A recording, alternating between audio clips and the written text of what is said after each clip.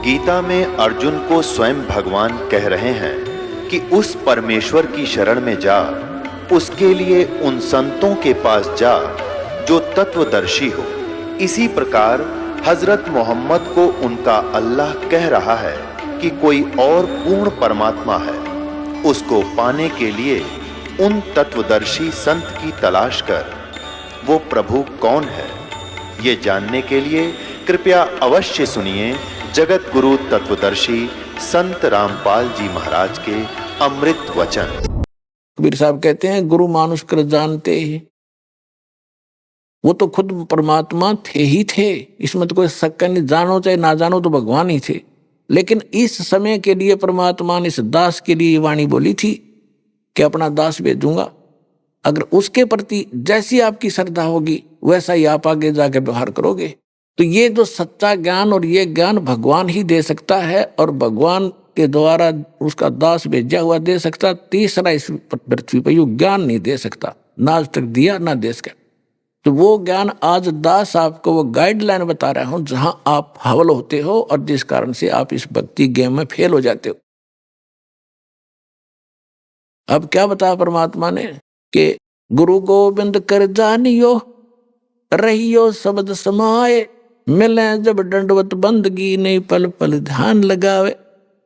गुरु को परमात्मा मानकर चलिएगा और उनके वचन पर पालन करते रहना, उनके द्वारा दिए गए शब्द यानी नाम का सिमरण करते रहना।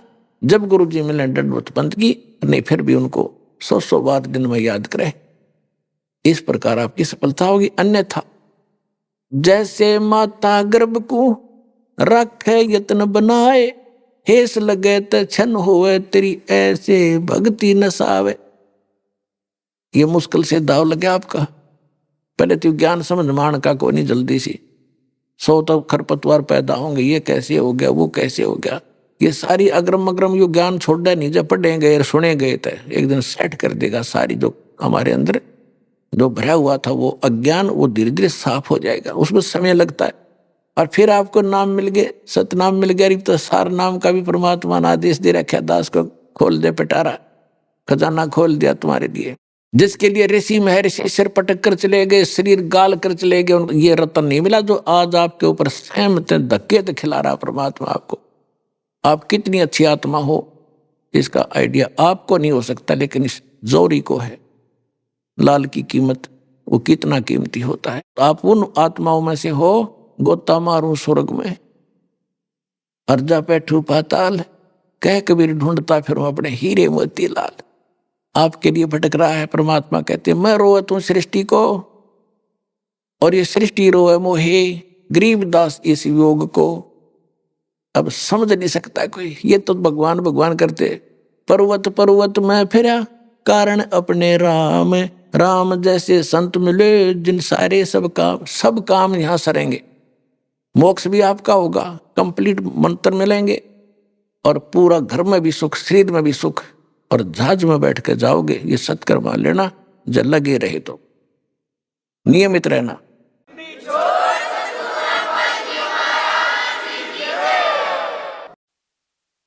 परम पिता परमात्मा पूर्ण ब्रह्म सर्व सृष्टि रचनहार कबीर परमेश्वर जी की असीम रजा से आप सभी पुण्यात्माएं सत्संग सुनने के लिए उपस्थित हुए। सत्संग सुनने को उन्हीं पुण्यात्माओं को मिलता है जिनके ऊपर परमात्मा की एक विशेष रजा होती। अन्यथा ये इंसान कितना ही चतुर बना रहे, कितनी उसकी महिमा बनी हुई हो, कितना ही वो धनी हो, कितना ही वो राज्य पद पर उपस्थित हो, जब तक इस प्राणी को सत्संग नहीं मिलेगा, इसका मानव जीवन व्यर्थ है। तब तक ये केवल अपना पूर्व जन्म के किए हुए पुण्य और पापों का भोग ही भोग रहा होता है। भविष्य का उसके पास कोई भी विकल्प नहीं होता। जो मनुष्य जीवन का मुख्य उद्देश्य है उसका ज्ञान उसको नहीं हो पाता, जो प्राणी सत्संग में नहीं आता।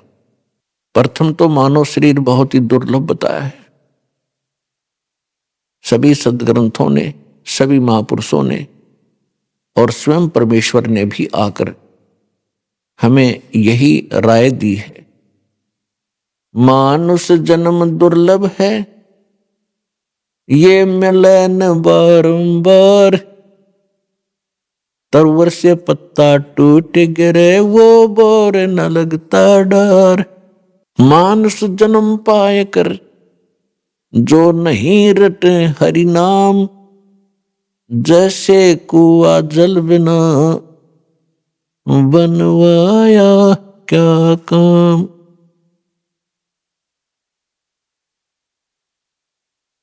बिन उपदेश अचंभ है, ये क्यों जीवत हैं प्राण, भक्ति बिना कहाँ ठोर है, ये नर नाही पाषाण।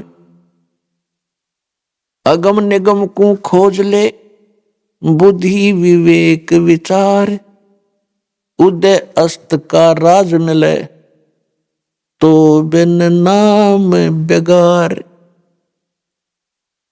पृथ्वीपति चकवे गए, जिनके चक्र चलंत, ये रावण श्री खे कौन गणे, ऐसे गए अनंत। सर्व सोने की लंका थी, वो रावण से रणधीरम, एक पलक में राज बिराजी, जम के पड़े जंजीरम।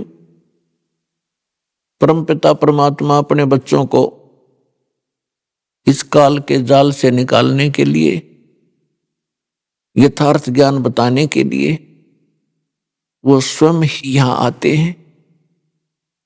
और जब परमात्मा आते हैं तब तक हम इन काल के दूतों द्वारा अज्ञान के अंदर इतने ओतप्रोत कर दिए जाते हैं कि हम उस ज्ञान को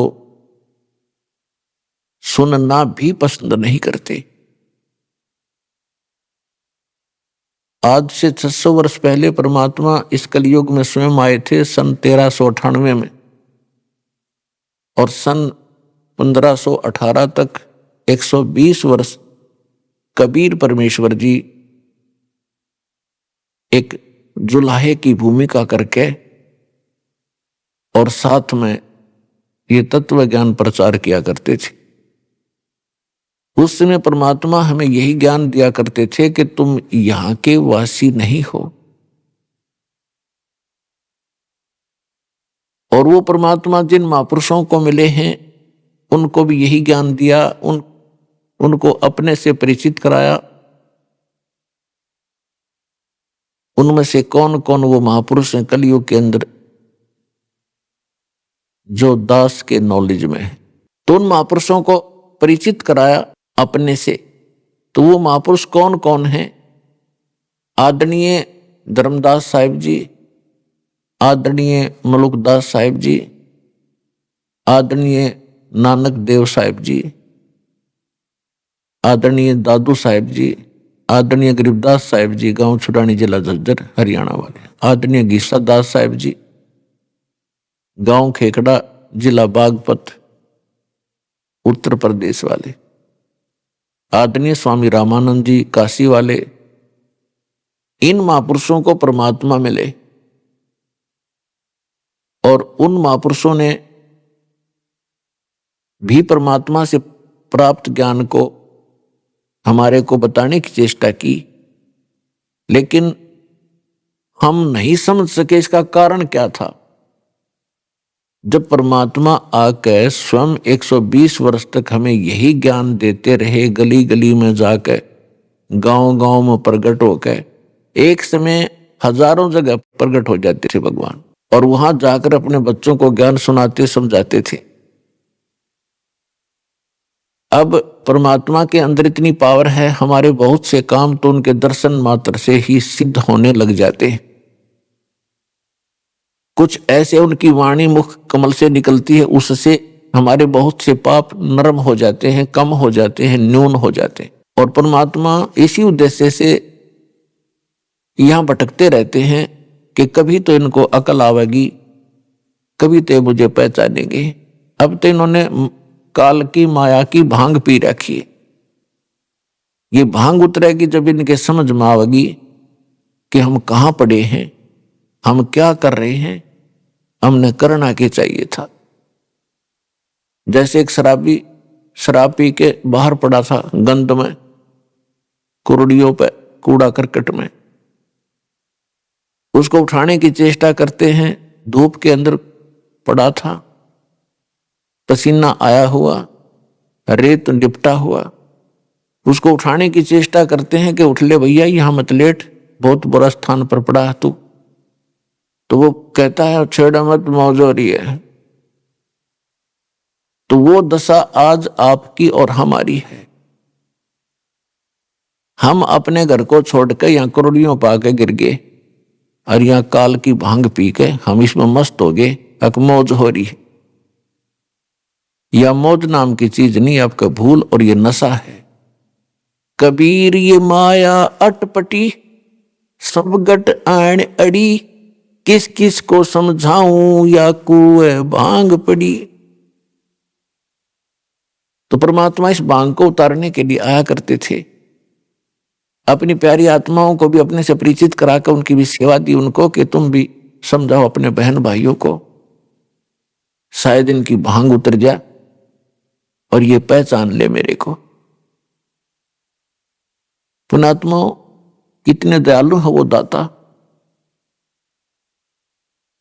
स्थान स्थान पर प्रकट होकर 600 वर्ष पहले एक दिन में हजारों प्लेस स्थानों पर प्रकट होकर ज्ञान दिया करते थे। परमात्मा के दर्शन से भी हमारे बहुत से पाप नाश होते हैं।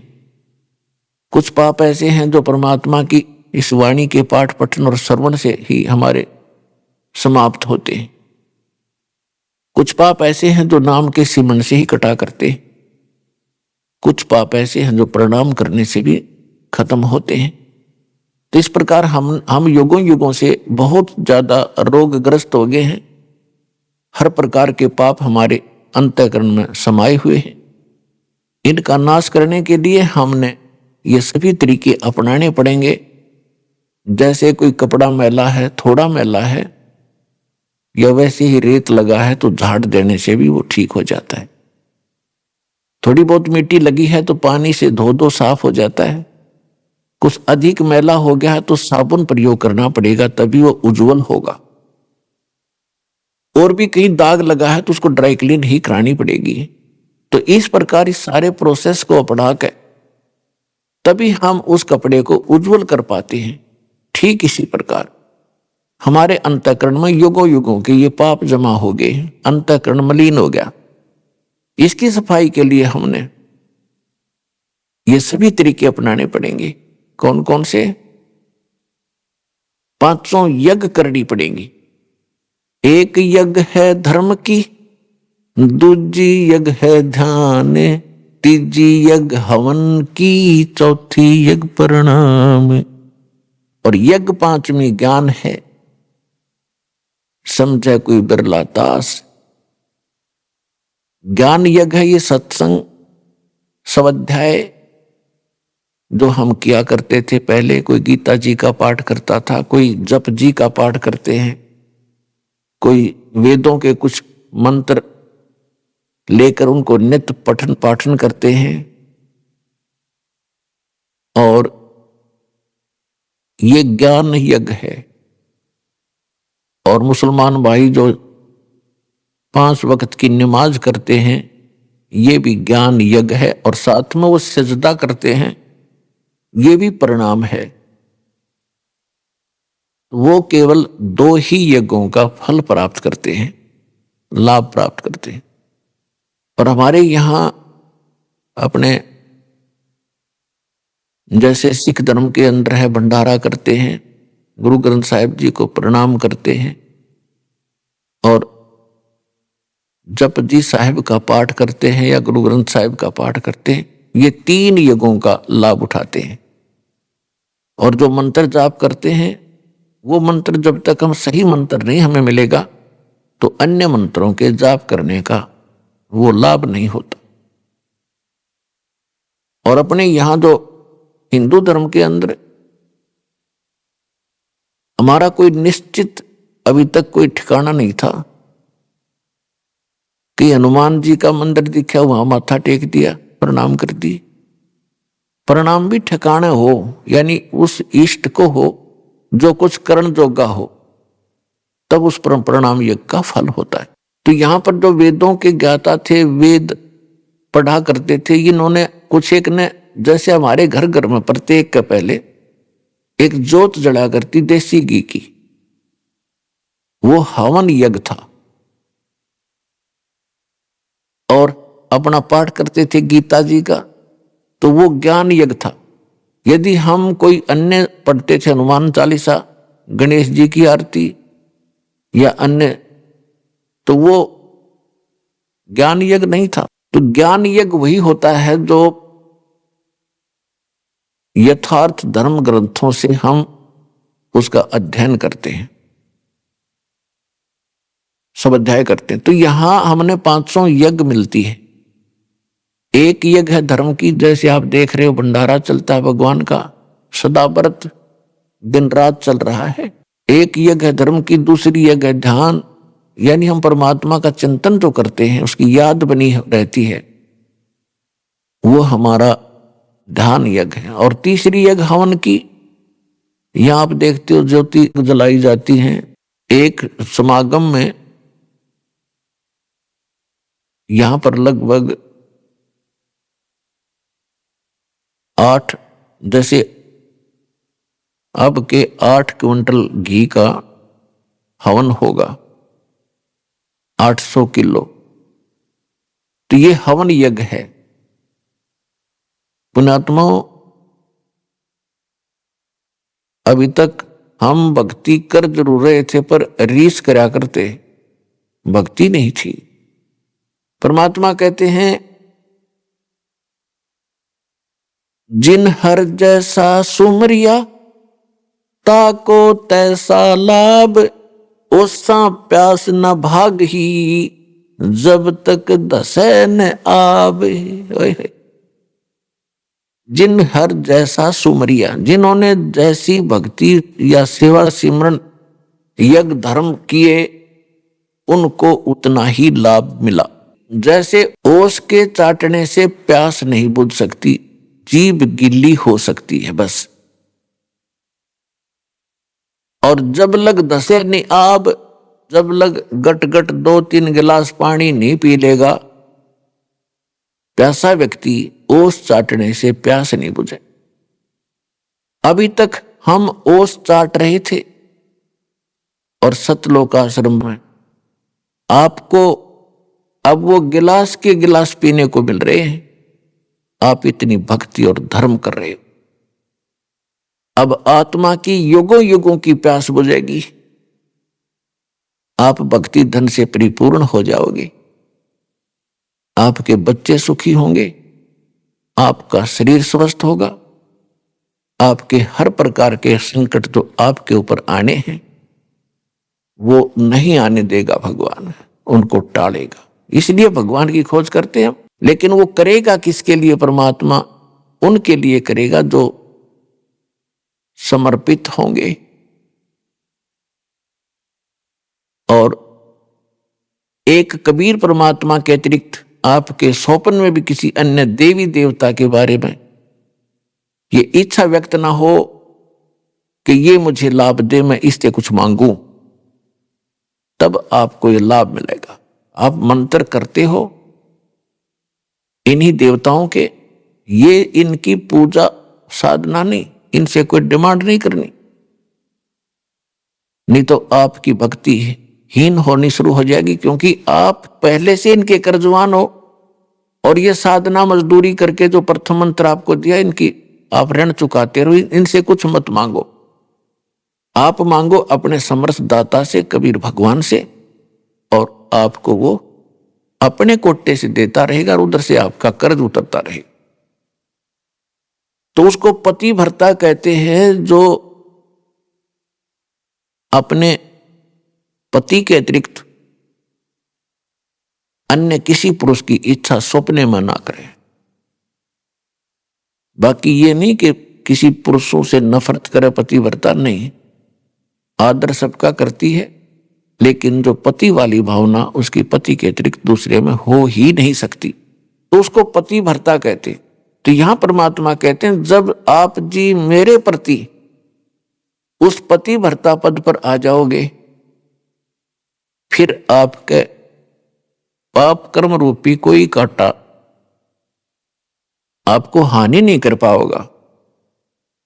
क्या बताते हैं, जैसे पतिव्रता जमी पर जो जो धर है पाँव, समर्थ झाड़ू देत है ना काटा लग जावे। आदरणीय गरीबदास साहिब जी अपने समर्थ परमात्मा कबीर जी की महिमा किस प्रकार सुनाते हैं कि जिसमें आप परमात्मा पर इतने आश्रित हो जाओगे और कबीर भगवान के अतिरिक्त आपको कोई परमात्मा दिखाई नहीं देगा जो आपका संकट निवारण कर दे। वैसे तो सच्चाई भी यही है, लेकिन आपका कद समझ में आवेगी वो उसके लिए कहा है। तो उसके लिए बताते हैं जैसे पतिव्रता जमी पर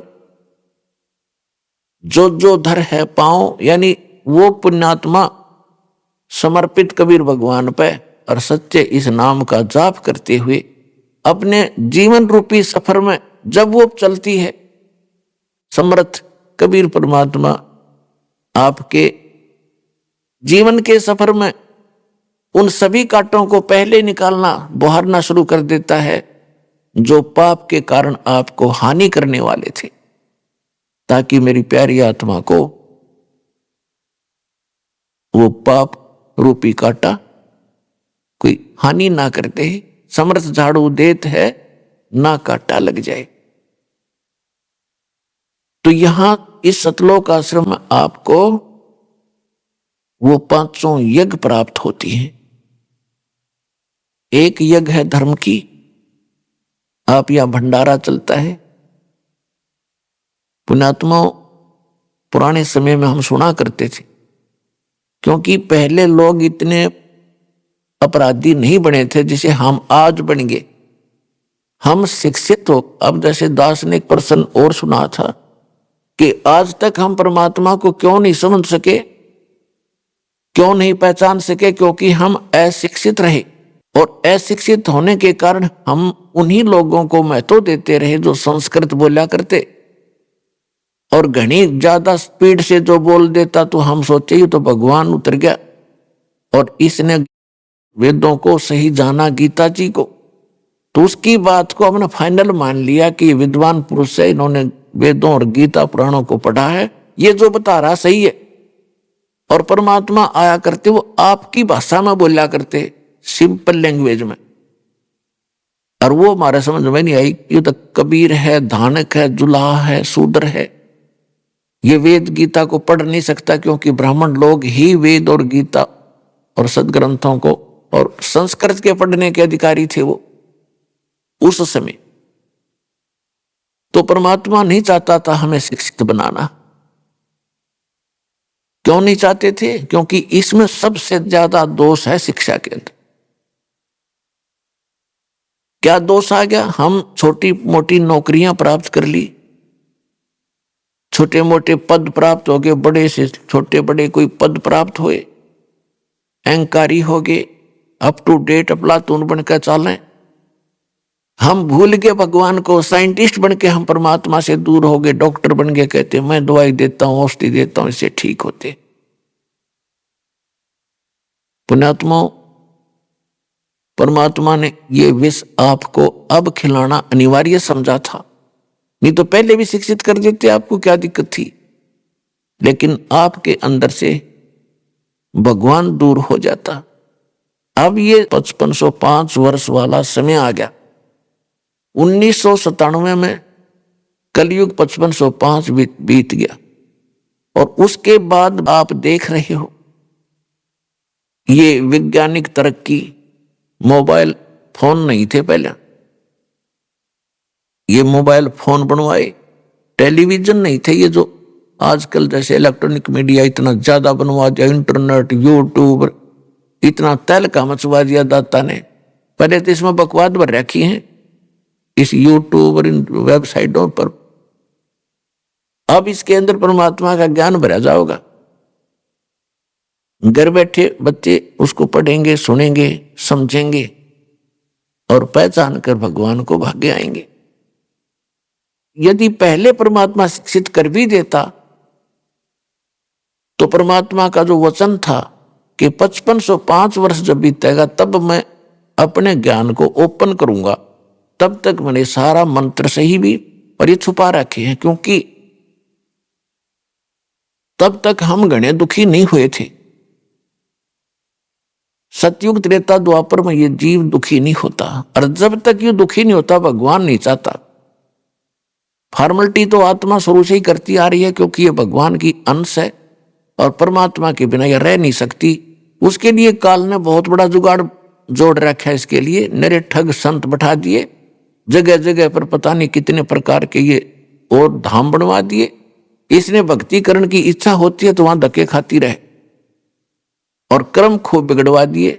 सारा दिन एक रोटी के लिए ना जाने कितने झूठ बोल के, कितने पाप करके ये जीव विश्राम लेता है, और पुण्य कोई बन नहीं पाता, क्योंकि शास्त्र अनुकूल साधना बिना हमारा धर्म नहीं उभर सकता, हमारा पुण्य नहीं हो सकता, हमारे शुभ संस्कार बन नहीं सकते। तो इसके लिए आपके मन में न्यू आवे कि यो किसने सुना है, तो इसकी विश्वास के लिए समझ लेना भगवान ने बताया और आंखों देखा जिन महापुरुषों ने उसने बताया, तो यह बात सारी की सारी सत्य है। तो इस प्रकार इस पर विश्वास करके दृढ़ होना आपको पड़ेगा। इस तरह दृढ़ता करने के लिए इतना ही पर्याप्त है कि भगवान ने बताया, और जिन महापुरुषों ने परमात्मा को देखा, सतलोक ले गए, उनको वापस छोड़ा, उन्होंने प्रमाणित किया, तो यह बात सत्य है। और यहां से आपने जाना ही पड़ेगा। ये तो एक यूनिवर्सल ट्रूथ है, आपकी मृत्यु होगी। वो अलग बात है, अभी नहीं अभी नहीं अभी नहीं अभी अभी नहीं करते करते वो कभी न तो होएगी।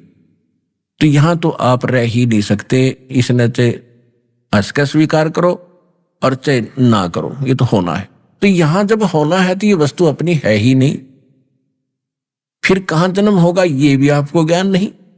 तो इस पर इच्छा ना रख के यहां पर आश्रित नहीं रहना, यहां से कति मन हटाना पड़ेगा, अब हटेगा इस ज्ञान से, और फिर भक्ति इतनी बढ़ेगी आपकी, इसको उकाश देगी, मन को बार दोबारा वहां सेट नहीं होने देती। फिर परमात्मा कुछ ऐसी लीला करते हैं, आपने हर चीज पर सोचना पड़ेगा। जैसे भगत भक्ति कर रहा है, अचानक मृत्यु होगी, तो ये परमात्मा की दया थी उस पे कि ये थी वो भुगत के तड़प के मरता तो किसी बालक में मोह रह जाता और फिर वहीं जन्म हो जाता। और अब परमात्मा अपने हिसाब से ले गया, उसकी कहीं आशा बनने नहीं दी। इतने में जहां वो उचित समझेंगे उस प्यारी आत्मा को, अगर भक्ति अधूरी रहती है तो ऐसे भगत के घर में जन्म देंगे, गर्भ में भक्ति करना शुरू कर देगी वो आत्मा, मोक्ष कर देगा भगवान। तो इस प्रकार आप जी ने परमात्मा की इस ऑपरेशन में ज्यादा दुखी नहीं होना चाहिए कि ये कैसे होगा, ये लड़का कैसे होगा, ये लड़की को कैसे होगा। ये भगवान की कृपा, क्योंकि आपकी नहीं है वो आत्मा, आपसे ज्यादा प्यारी परमात्मा को है कबीर साहब को, क्योंकि उसके बच्चे हैं। उसने अपने बच्चों की कहां कब हित है, कैसे है, उसने मोक्ष कराना है आपका, यहां से वहां पहुंचाना है। और आपने अपना स्वार्थ दिखाई देता है कि अभी बच्चा ठीक था और कल ही वो लड़का बीमार हो जाता है या पत्नी बीमार हो जाती है और भुगत रही होती है। आप स्वयं कहते हो भगवान इसकी मिट्टी ही संगवा लो। तो कहने का भाव ये है दास का कि जो परमात्मा कर रहे हैं, जब आप उसकी शरण में आ गए हो तो परमात्मा के क्रिया में ऑब्जेक्शन पैदा ना करियो।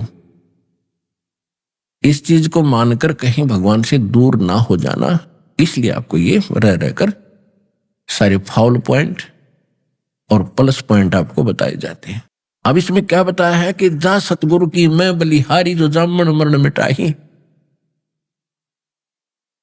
कि उस सतगुरु के ऊपर कुर्बान हो जाना जिसके पास जन्म और मरण के इस रोग के नाश करने की जड़ी यानी सतभक्ति हो। आप बालक नहीं हो, सब शिक्षित हैं और प्रमाण आपको दिखा दिए। अन्य संत भगत कौन सी साधना करते और कराते हैं, वो भी आपके रूबरू करती, वो मोक्षदायक नहीं है। केवल इस साधना जो दास आपको देता है, इसके अतिरिक्त किसी संत के पास इस विश्व में आज के दुनिया भक्ति और ये मार्ग और ये भगवान का ज्ञान नहीं है। और इसके अतिरिक्त यदि इस दास से ये ज्ञान भक्ति चुरा कर कोई चोर भगवान का अपने आप ये मंत्र नाम की तरह गुरु बनकर भोली आत्माओं का जीवन नाश कर रहा होगा, उसका भी पता भी लग जाएगा आपने।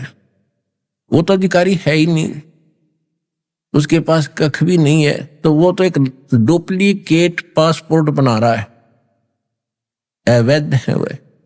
और उनका पता जब चलेगा, जब वो पासपोर्ट दिखाया जाएगा वहां जहां इसकी आवश्यकता पड़ती है, तो वहां दोनों पकड़े जाएंगे, बनाने वाला भी और बनवाने वाला भी। तो जो ऐसा व्यक्ति है वो महान नीच और दुष्ट व्यक्ति है, जो इस दास से ज्ञान लेकर और स्वयं गुरु पद प्राप्त करके भक्ति नाम दान दे रहा है। उससे भी बचना है और बचाना है। उन्हें भाई बहनों को समझाना है। कोई आपने किसी के साथ जोर जबरदस्ती नहीं करनी है। कोई मन ने समझाओ कि ये ऐसा नहीं है, ये गलत कर रहा है, नहीं मानता है तो उनका दुर्भाग्य है, उनको आप सजा मिलेगी। आपका फर्ज उनको सचेत करने का है, इतना सा काम। फिर क्या बताते हैं, यदि सतभक्ति नहीं करते हो, ये सौदा पूरा नहीं करते हो, तो क्या होगा? मृत्यु होगी। कुल परिवार तेरा सकल कबीला मसलत एक ठराही, बांध पिंजड़ी आगे धर लिया मरगट को ले जाई। यानी मृत्यु के उपरांत घर वाले तो टक्कर मार रहे होते हैं, उनमती हिम्मत नहीं कि इसने उठाकर शमशान घाट पर ले जाएं,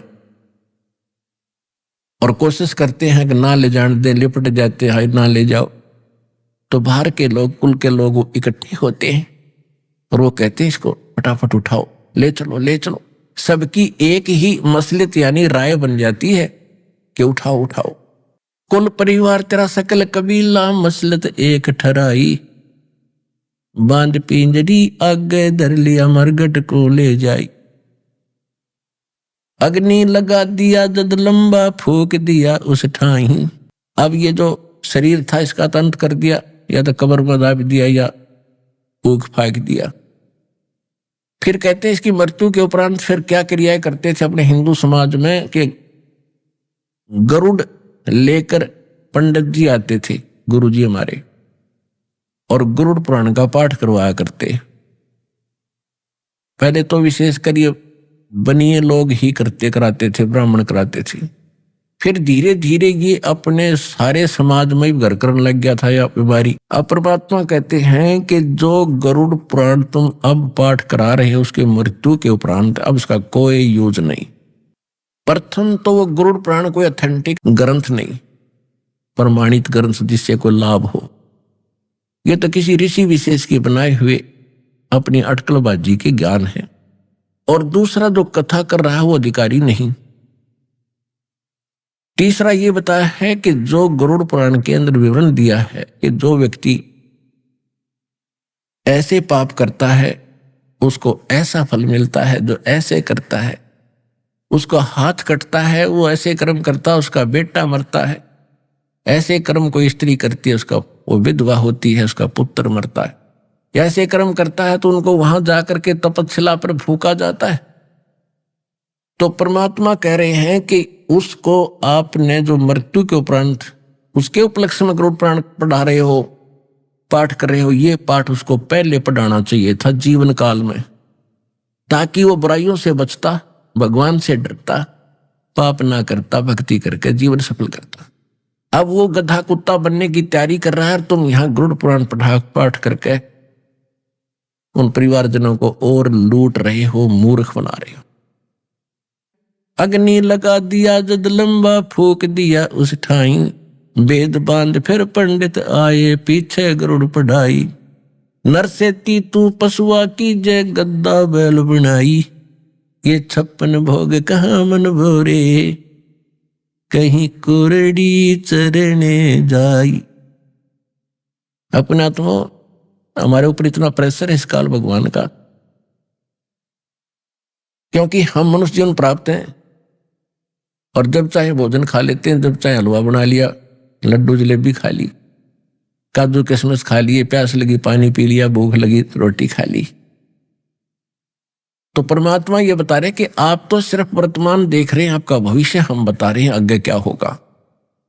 जो भक्ति सत नहीं करते और बिया भक्ति करते ही नहीं, नर से तीतू पशुआ की जय गद्दा बैल बनाई, ये 56 भोग कहाँ मन भोरे, कहीं करुड़ी चरने जाई। ओए होए, ये सुंदर आहार छिन जाएगा, कुत्ता गधा सुअर बैल बनकर जंगल में धक्के खाओगा और तेरा सारा दिन पेट नहीं भरेगा और गंध खाएगा।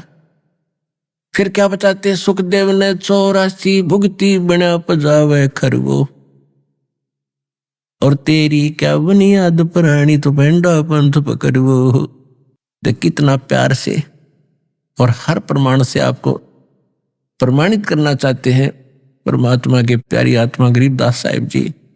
और स्वयं भगवान भी आकर के अपने बच्चों को यही सलाह देते हैं कि सुखदेव जैसे ऋषि, जिसकी दास ने अभी चर्चा की थी, सुखदेव ऋषि को गर्भ में ज्ञान हो गया कि मनुष्य जीवन केवल मोक्ष प्राप्ति के लिए प्राप्त होता है, और बाहर जाके हमारे ऊपर इस त्रिगुणमयी माया ब्रह्मा विष्णु महेश से निकल रही है रेज हमें अचेत कर देती है, हमें कुछ भी याद नहीं रहता।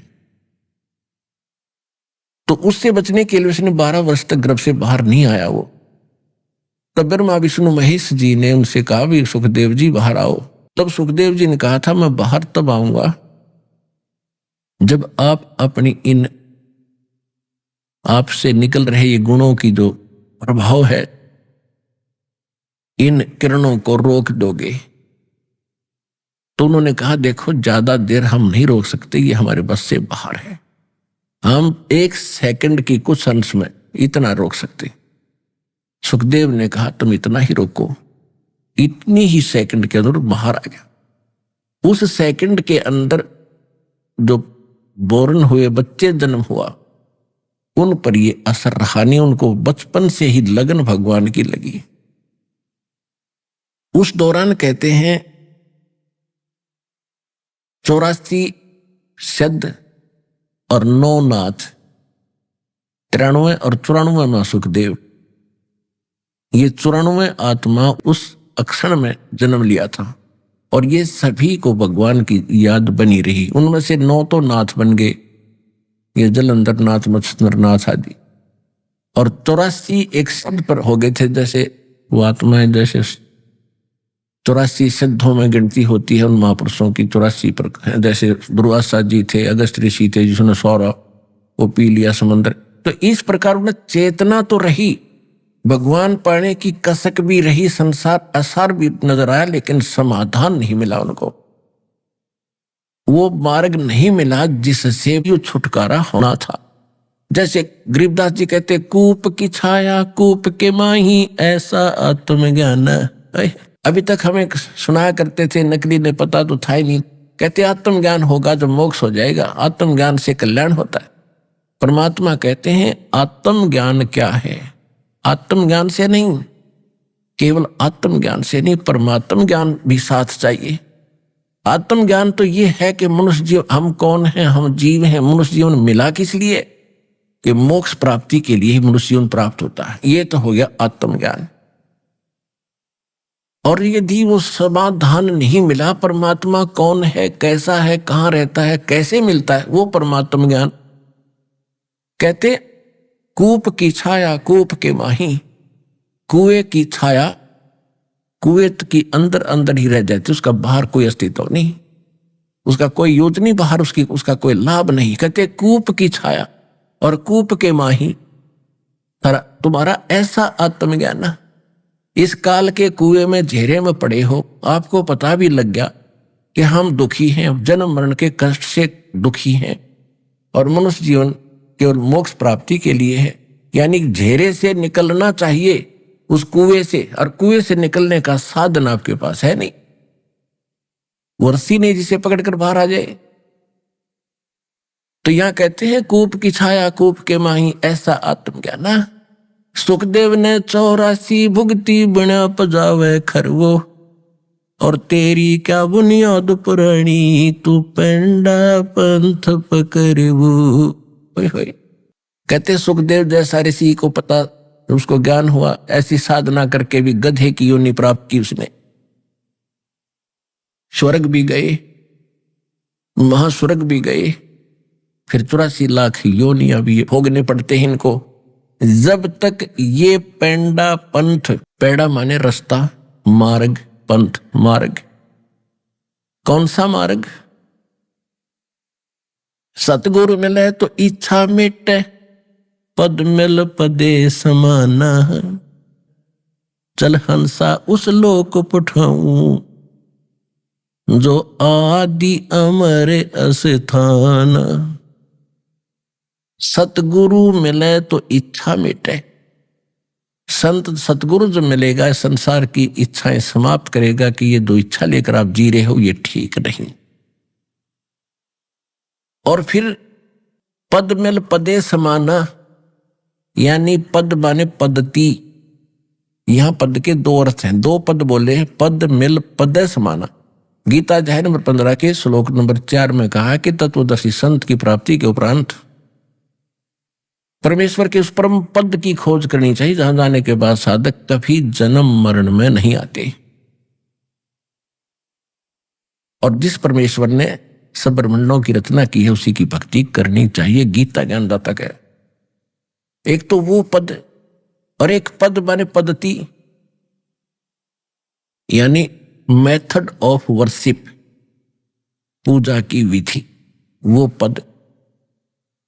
सतगुरु मिले तो इच्छा मिटे, पद मिल पदे समाना, यानी सही भक्ति विधि कंप्लीट कोर्स, वो पद मिले, पद्धति मिले, तब उस पद में समाओगे, वहां स्थान पाओगे जहां जाने के बाद कभी लौटकर संसार में नहीं आते, आपका जन्म मरण सदा के लिए समाप्त हो जाएगा। तो ये क्या बताते हैं कि सुखदेव ने 84 भुगती, बिना पजावे खरवो, खर माने गधा। और पजावा होता है, एक कुम्हार लोग पहले ईंटें पकाते थे और उस पे क्या करते थे, कुछ स्थान उनके पास थोड़ा सा होता था, बाहर से ईंटें बना करके गारा से, और वहां पकाते थे ईंधन लकड़ी से। वो लकड़ी की जो राख हो जाती थी उसके ऊपर अगली बार उसके ऊपर ही लगा देते थे, उसको उठा के बाहर नहीं ले जाते थे, कहीं रखने का स्थान नहीं होता। तो वो बढ़ता बढ़ता ढेर बन जाता था, काफी 50-60 फुट ऊंचा तक, काफी अच्छी चौड़ाई में। उसको पजावा कहा करते थे। और गधा नीचे से, गधा जब नीचे से कुम्हार क्या करता, गधे के ऊपर एक थैला भर देता, बोरा, कच्ची ईंटें वहां से डालता है, ऊपर जहां उसको पकाना है वहां रखवाता है, और वहां पहले पकी हुई ईंटों का स्टॉक होता है, उनको तुरंत फटाफट उसकी कमर पर लाद देता है। नीचे से लद्दा गया, ऊपर से लद्दा आया, और फिर नीचे जा। तो कहते हैं फिर क्या होता है कि कमर टूट जाती है गधे की, और वो चारा भी घर पे नहीं कर देता, तो कुम्हार उसको छोड़ देता, बनी जंगल में जा छिक के आ, और शाम को उसका कान पकड़ के सुबह काम के टाइम घर ले आता है। और उसके बाद जो कमर टूट जाती है, कौवे आते हैं उसकी कमर पर चोंच मार मार कर उसके मांस को खाते हैं। तो पुण्यात्मा, हमारी आत्मा इतनी कट्टर होगी, इन बातों का असर होना ही बंद हो गया कि ऐसे कैसे होगा, हम तो मनुष्य है। मनुष्य कितने दिन हो आप, ये भी याद रखना।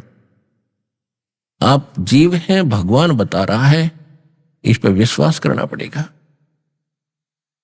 कहते फिर पीछे तू खर कीजेगा, तेरा कागा मांस गिलाई, काग तेरे मांस खाओगा तेरी कब्र का।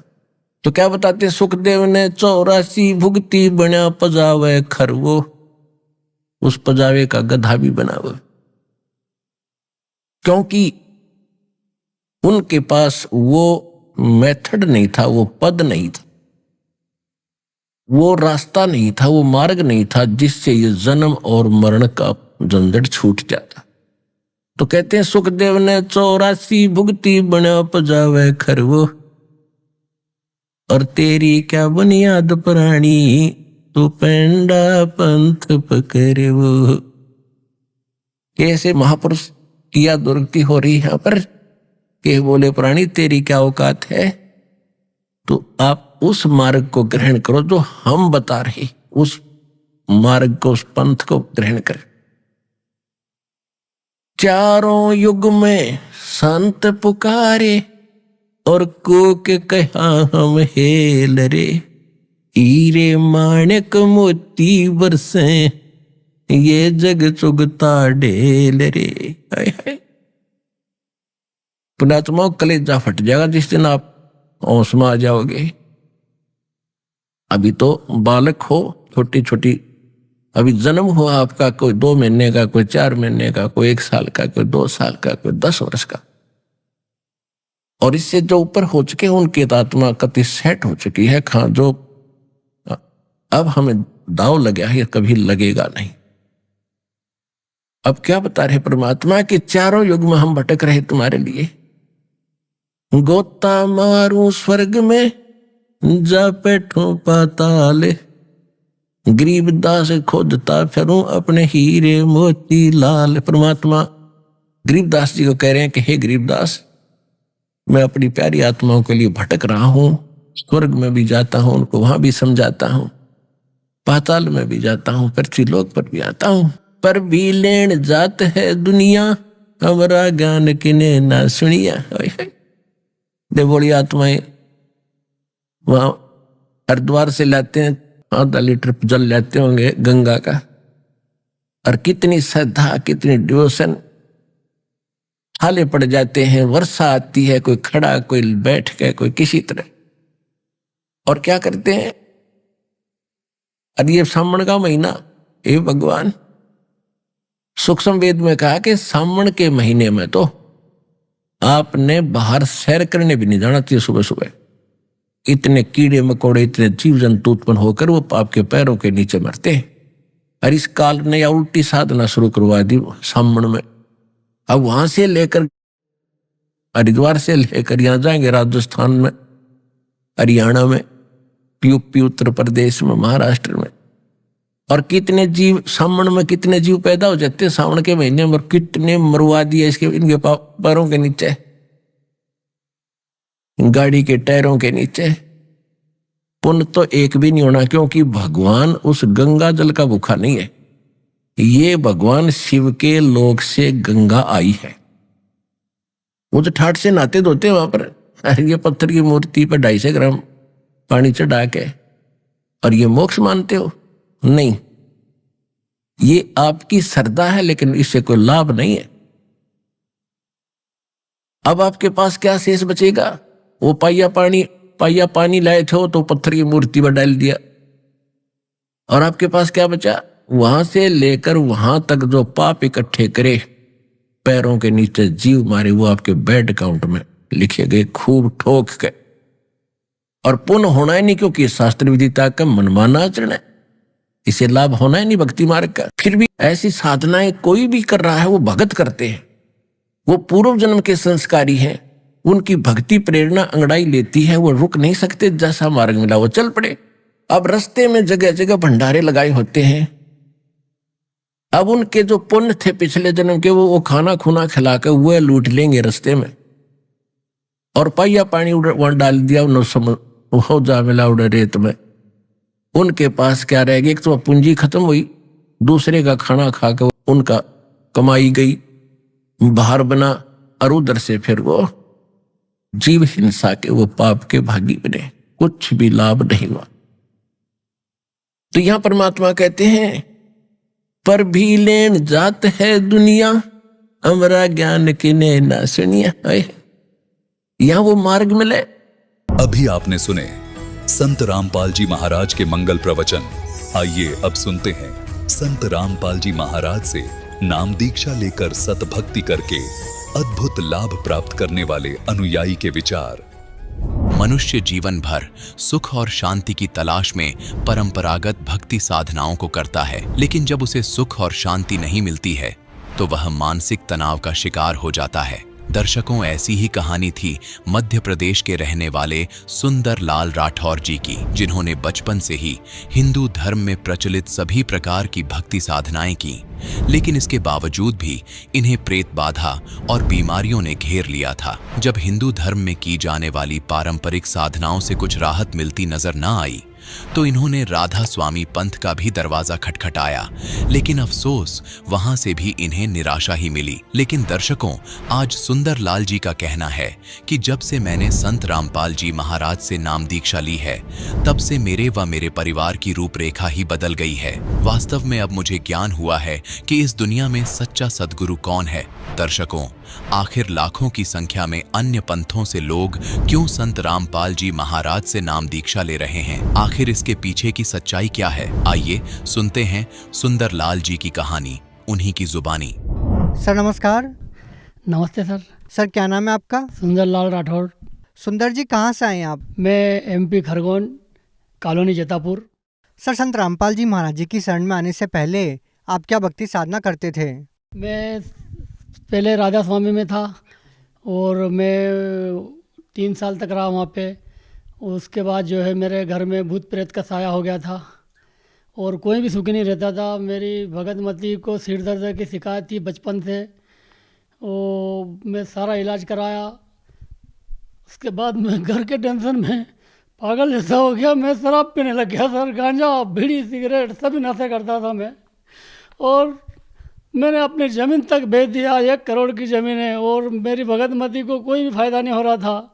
मेरा बच्चा हुआ, उसको भी गले में टीबी की गठान यहाँ पर हो गई थी, उनका भी बहुत इलाज कराया, मेरे को कोई फ़ायदा नहीं हो रहा। सर आपने 3 साल तक राधा स्वामी पंथ में रहकर भक्ति की, तो सर ये जो आपको नुकसान हो रहे थे, आपके बच्चे को भूत प्रेत की बाधा थी, टीबी की गांठ थी, तो सर क्या राधा स्वामी पंथ के जो आपके गुरु थे उनसे आपने कभी इस बारे में कोई बात नहीं की? हाँ, राधा स्वामी वाले संत से बात की। उन्होंने कहा बेटा ठीक हो जाओगे, भक्ति करते रहो। मेरे को 3 साल हो गए, पूरे परिवार में दुखों का पहाड़ पड़ा हुआ था और बढ़ता ही जा रहा था। भूत प्रेत का साया मेरे घर में था। भूत प्रेत आपको किस प्रकार से परेशान कर रहे थे? भूत प्रेत जैसे मेरे को रात में उठा के ले जाते थे और घर वाले फिर मेरे को लेके आते थे। मेरे को यही नहीं मालूम कौन ले गया, और वहाँ बढ़ के नीचे जाके और मेरे को मारते थे और मेरे को जो है दुखी करते थे कि तू हमारे साथ चल। भूत ऐसा बोलता था। मैंने कहा कि मैं तुम्हारे साथ नहीं जाऊंगा, मेरे बच्चे उनको कौन पालेगा। तो और मैंने राधा स्वामी वाले गुरुजी को बताया, उन्होंने कहा कि बेटा ठीक हो जाओगे, कोई नया पैसे का फ़ायदा नहीं हुआ। सर हम आपसे ये जानना चाहेंगे कि जब आप पहले राधा स्वामी पंथ से जुड़े हुए थे, वहाँ से आपको कोई विशेष लाभ नहीं मिला, तो आप संत रामपाल जी महाराज जी की शरण में कैसे गए? मेरे बच्चे को संत रामपाल जी महाराज का एक शिष्य मिला। उन्होंने कहा कि भाई विजय, आपके पिताजी बहुत शराब पी रहे हैं, आपका खेती बेच दिया, तो दुखी रहते हो, तो तुम एक हमारी मान लो, एक ज्ञान गंगा पुस्तक आप SMS करके बुला लो। मैं आपको जो है ये नंबर देता हूँ, ये पुस्तक आप बुलाओ, आपके पापा को जो है पढ़वाओ। तो हमारे बच्चे ने SMS करा, ज्ञान गंगा पुस्तक बोले। वो ज्ञान गंगा पुस्तक मैंने सर पढ़ी और मेरे को तो मैंने देखा कि ये तो बहुत बड़ी शक्ति है, और उसमें जैसे भगवान का बताया हुआ है। मैंने भगवान को पहचाना कि कबीर साहब पूर्ण ब्रह्म है। संत रामपाल जी महाराज जो है शास्त्र अनुसार भक्ति बता रहे हैं, इसमें सारा लिखा हुआ है। तो मेरे को ज्ञान हो गया। मैंने सृष्टि रचना पढ़ी, पृष्ठ 20 से 65 तक सृष्टि रचना पढ़ी मैंने। मेरे को ज्ञान हुआ कि भगवान कौन है, कैसा है। ये भगवानों की मैं पूजा करता था, इनसे कोई लाभ नहीं होता था। सुबह 5 बजे उठ के हनुमान जी के मंदिर में जाता था, नारियल फोड़ता था। उल्टा मेरे को परेशानियाँ बढ़ती गई, मगर फ़ायदा नहीं हुआ।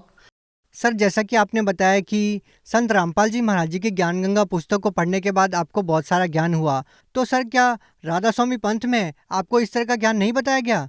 नहीं, वो ज्ञान कुछ भी नहीं बताते हैं। वो तो सिर्फ वहाँ पर जो है अपना पैसा इकट्ठा कर रहे हैं, बाकी और कुछ भी नहीं कर रहे हैं। वहाँ पे कोई नए पैसे का फ़ायदा नहीं हो रहा किसी। सर आप ऐसा कैसे कह सकते हैं? मेरे जैसे जो वहाँ पर जैसे करोड़ लोग जाते हैं, वो कई दिनों से जुड़े हुए हैं, अंधविश्वास की तरह वहाँ पर वो लगे हुए हैं, उनको भी कोई फ़ायदा नहीं हो रहा। सर जब आप राधा स्वामी पंथ से जुड़े हुए थे, तो आपने संत रामपाल जी महाराज जी से नाम दीक्षा कैसे ली? मैंने 1 जनवरी 2014 को मैं हरियाणा गया, गुरुजी से हम मिले। संत रामपाल जी महाराज के दर्शन के लिए गए। संत रामपाल जी महाराज को मैंने बहुत रोया कि संत रामपाल जी महाराज, मैं बहुत दुखी हूँ, मैंने सारा मेरे को भूत प्रेत की बाधा थी, सारी तकलीफें थी, मेरे घर में सभी बीमार थे, मेरी भगत मती को सिर दर्द था। तो संत रामपाल जी महाराज ने जो है कहा कि बेटा ये सब आप ठीक हो जाओगे, ये भक्ति करते रहो, आपको नए पैसे की तकलीफ नहीं आएगी, जाओ बेटा। तो फिर मैं वहाँ से आया और ये मैं भक्ति में लग गया, भक्ति करता रहा और वहाँ से आने के बाद मैं सारा सुखी हो गया हूँ। आज मेरे घर में सुख और शांति है। सर आपके जीवन में इतनी सारी कठिनाइयाँ थी, तो क्या संत रामपाल जी महाराज जी से जब आपने नाम दीक्षा ली, उनके द्वारा दी गई भक्ति की, तो क्या कोई लाभ भी मिला आपको? लाभों की तो गिनती नहीं, मैं अगर कहने लगूं तो सुबह से शाम हो जाएगी। सर सर्वप्रथम मेरे को जो है एक बिच्छू ने काटा था, काला बिच्छू था, वो बहुत चढ़ता है, वो ऐसा चढ़ गया पूरा पेट सूज गया, दवाखाने में भर्ती हो गया, कोई फ़ायदा नहीं हो रहा था। तो हमारी भगतमती जो है उनने कहा कि संत रामपाल जी महाराज को प्रार्थना लगाओ और उनका नाम लो। तो मैंने संत रामपाल जी महाराज को प्रार्थना लगाई। संत रामपाल जी महाराज वहाँ पर हॉस्पिटल में डॉक्टर के रूप में आए और मेरे को ऐसा हाथ लगाया कि बेटा मत चिंता कर। मैंने उनको पहचान लिया कि संत रामपाल जी महाराज जी खड़े हैं। मैंने कहा परम संत रामपाल जी महाराज मेरे को बचा लो बचा लो। वो इतना कहा और मैं ठीक हो गया और संत रामपाल जी वहाँ से चले गए और मैं बिस्तर पे से खड़ा हो गया और मैंने कहा कि डॉक्टरों से छुट्टी ले लो, अब मेरे को यहाँ नहीं रहना है। तो डॉक्टरों ने कहा कि भाई क्या बात है, ऐसा चमत्कार तो हमने पहली बार देखा है, जो आप इतनी तकलीफ में थे और आप एकदम कैसे हो गए। मैंने कहा ये हमारे संत रामपाल जी महाराज खुद यहाँ पर डॉक्टर के रूप में आए हुए थे और मेरा इलाज करा उन्होंने और उनने जैसे हाथ लगाया मैं ठीक हो गया। सर आपके पास जो ये रिपोर्ट है ये किस बारे में है? ये मेरे को शुगर हो गई थी सर ये, और गोली से भी कोई फ़ायदा नहीं हो रहा था। तो संत रामपाल जी महाराज को प्रार्थना लगाई, प्रार्थना लगाने के बाद से ही मेरे को आराम लगने लग गया। मैंने सारी रिपोर्टें चेक कराई, शुगर की वजह से मेरे को पेशाब में भी इन्फेक्शन हो गया था, ब्लड जाने लग गया था और डॉक्टर बोले कि भाई अब तेरा इलाज, अजय जैन बोले कि अब तेरा इलाज मेरे से नहीं होगा, आप यहाँ से कहीं भी चले जाओ। मैंने कहा कि मैं तेरे को मरने में अब फ़ायदा है। तो संत रामपाल जी महाराज को जैसे मैंने प्रार्थना लगाई और उनका जो अमृत जल है वो मैंने पिया और दूसरे दिन डॉक्टर साहब को कहा कि मैंने कहा सर आप मेरी रिपोर्ट चेक करो, मेरे को कुछ तसल्ली मिल रही है। उन्होंने रिपोर्ट चेक करी, सोनोग्राफी कराई, ये सोनोग्राफी है। और उनने कहा कि तो नॉर्मल कैसे हो गए भाई, कौन है क्या है कैसे आप किन के पास गए थे? मैंने कहा मैं कहीं नहीं गया, मेरे संत रामपाल जी महाराज जो है उनको मैंने प्रार्थना लगाई और मैं आज देखो ये आप जो कह रहे हैं कि रिपोर्टें सही है, आप भी सही हो गए हो, तो मेरे को कोई भी तकलीफ नहीं है, नए पैसे की भी नहीं। डॉक्टर अजय जैन बोले कि ये तो आपके साथ बहुत बड़ा चमत्कार हुआ, हम धन्यवाद देते हैं थे सदगुरु रामपाल जी महाराज को जिन्होंने आपको ठीक कर दिया, मेरे से भी ठीक नहीं हुए और आप उनका नाम लेने से ठीक हो गए, ऐसे क्या उनमें शक्ति है? मैंने कहा कि संत रामपाल जी महाराज बहुत बड़ी शक्ति है। और लाभ जैसे मेरी बच्ची आज बैंक में सर्विस लग गई है, मेरे लड़के को पटवारी की नौकरी लग गई है और मेरे घर में सब सुखी है, पूरे परिवार में सुख समृद्धि है, कोई परेशानी नहीं है। इसलिए संत रामपाल जी महाराज की शरण में मैं सभी को मैं कहना चाहता हूँ कि सभी आओ और संत रामपाल जी महाराज से नामदान लो, अपना कल्याण करवाओ। सर जो लोग आपकी तरह आज भी राधा स्वामी पंथ में जुड़े हुए हैं उन लोगों को क्या कहना चाहेंगे आप? मैं तो एक प्रार्थना करना चाहता हूँ कि भाई राधा स्वामी वालों ये संत रामपाल जी महाराज की शरण में आ जाओ, आपका जीवन दान आपको मिलेगा, आपके घर में सुख समृद्धि आएगी, भूत पलित का साया हटेगा। मैं शराब पीता था, शराब छोड़ दी, देखो आज मैं बीड़ी सिगरेट तंबाकू कुछ नहीं खाता पीता हूँ।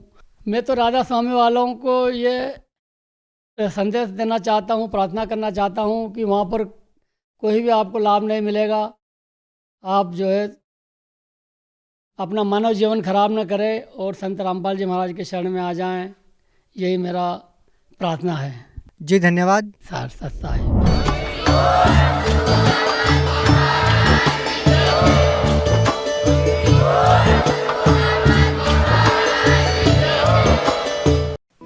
आप सुन रहे थे जगत गुरु तत्वदर्शी संत रामपाल जी महाराज के मंगल प्रवचन। अधिक जानकारी के लिए संपर्क करें।